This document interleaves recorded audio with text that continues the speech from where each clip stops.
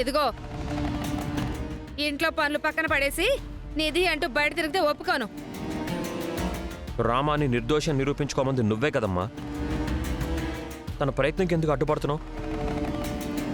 నాకు ఆ దేవుడే దారి చూపిస్తాడు సార్. నేను ధైర్యంగానే ఉన్నాను. ఒక్క నిమిషం. యాక్చువల్లీ నా ఫ్రెండ్ వసుంధర అని పెద్ద లాయర్ ఉంది, తనకి కాల్ చేస్తున్నాను. 1 సెకండ్.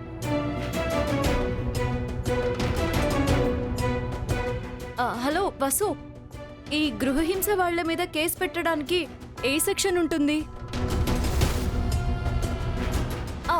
ఓ ఐపీసీ 498A నా? అసభ్య పదజాలం వాడితే సెక్షన్ 354A నా? మరి ఆస్తి కోసం బెదిరించడం? ఆహా అవునా. ఇవన్నీ పెట్టి లోపలేస్తే జీవితంలో ఇక బయటికి రారు కదా. Okay okay Vasu, thank you so much. అవసరమైనప్పుడు చెప్తాను.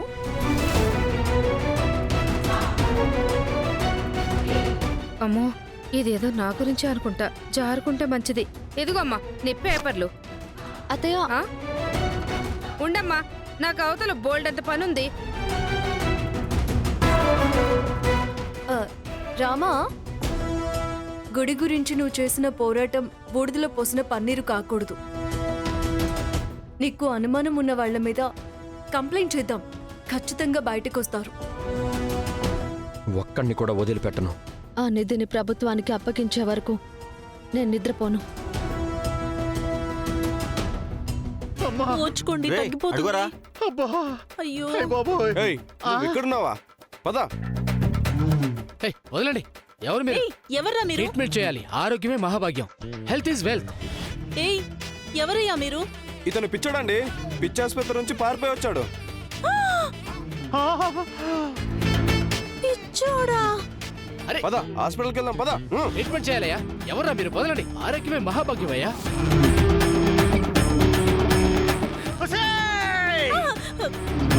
అంటే ఒక పిచ్చోని పట్టుకొచ్చి ట్రీట్మెంట్ ఇప్పించావా? అసలు బుద్ధుందా? ఈడెక్కడ దొరికాడే నీకు? అది కాదండి, దారిలో కనిపించాడు. తొందరగా పని అయిపోతుందని పట్టుకొచ్చేసానండి. నా కర్మ. పిచ్చి పెళ్ళం, పిచ్చి డాక్టరు. ఇప్పుడు నాకు పిచ్చెక్కిన ఎక్కేస్తుంది బాబోయ్.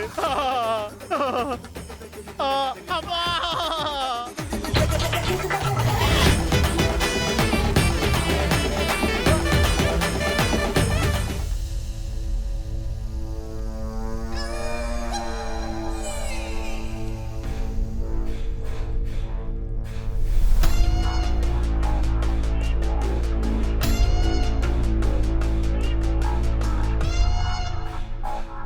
హే, నీకేమైనా పిచ్చా? అసలేం చెప్పకుండా ఏడిస్తే నాకేం అర్థమవుతుంది? నువ్వేమైనా పసిపిల్లవా? ఆకలేస్తుందేమో అనుకొని చందమామను చూపిస్తూ గోరుముద్దులు తినిపించడానికి? చెప్పు మేఘా, ఏమైంది? మీరైనా చెప్పండి, ఏం జరిగింది? అది ఆంటీ, పొలంలో పొలంలో ఆద్య మిమ్మల్ని ఇన్సల్ట్ చేసింది ఆంటీ. ఆద్య మిమ్మల్ని ఇన్సల్ట్ చేయడం ఏంటి? అసలు ఏం జరిగింది? మేం పొలంలో రీల్స్ చేస్తుంటే ఆద్య వచ్చి మేమేదో తప్పు చేస్తున్నామని మమ్మల్ని నానా మాటలు అంది. అది దాని పెద్దనాన్నను చూసుకొని రెచ్చిపోతుందన్నమాట. నన్ను కొట్టడమే కాదు మమ్మీ, నా ఫోన్ బురదలో కూడా పడేసింది. నువ్వు నా కూతురు అని తెలిసి కూడా నీ మీద చేయి చేసుకుంటుందా? ఎంత ధైర్యం! అది కొడుతుంటే మీరంతా ఏం చేస్తున్నారు? ఛే, నా పరువు అంతా బురదలో కలిపేశారు. పద, దాని సంగతేంటో తేలుద్దాం.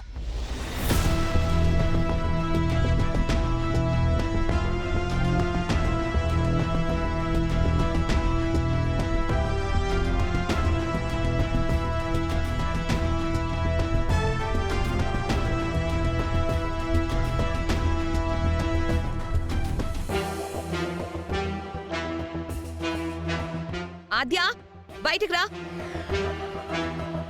బయటికి రావే. ఆద్య బయటికి రా. ఎందుకలా అరుస్తున్నా? నేను నీతో మాట్లాడడానికి రాలేదు. ఆద్య, నువ్వు నా కూతుర్ని కొట్టావా లేదా? కొట్టడం ఏంటి? తప్పు చేస్తున్నారు, వద్దని వార్న్ చేశాను. నా కూతురు నాకు అబద్ధం చెప్పదు.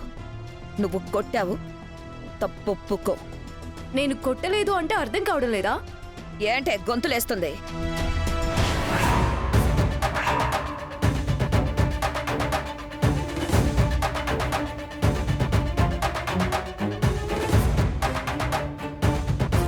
ఆగిపోయావే?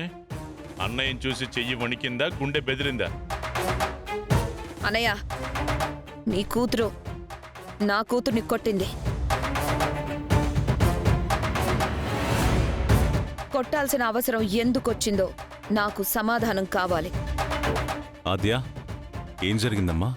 పెద్దనాన్న, నిజంగానే నేను కొట్టలేదు.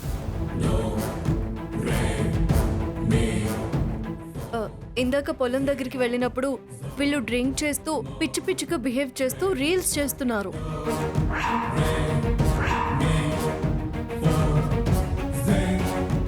అది కరెక్ట్ కాదు, మన ఊరి సంస్కృతి సాంప్రదాయాలకి విరుద్ధమని చెప్పాను.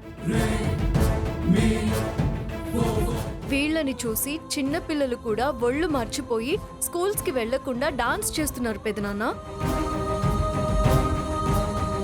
అది కరెక్ట్ కాదు అన్నాను.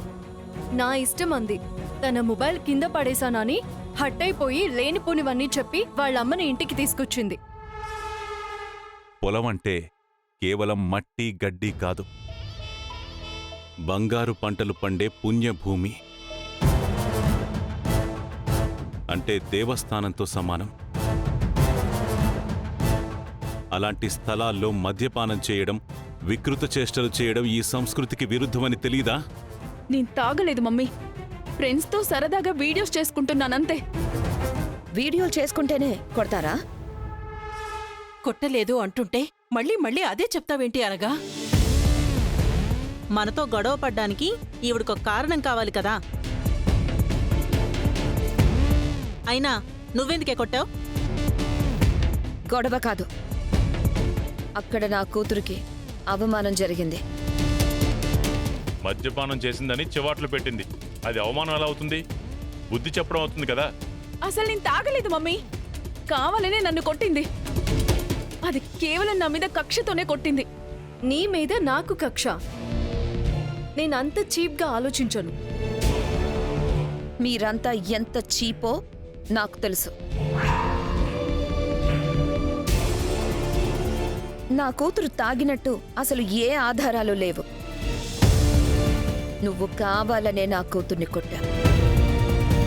ముందు నా కూతురికి సారీ చెప్పు. చెప్పదు.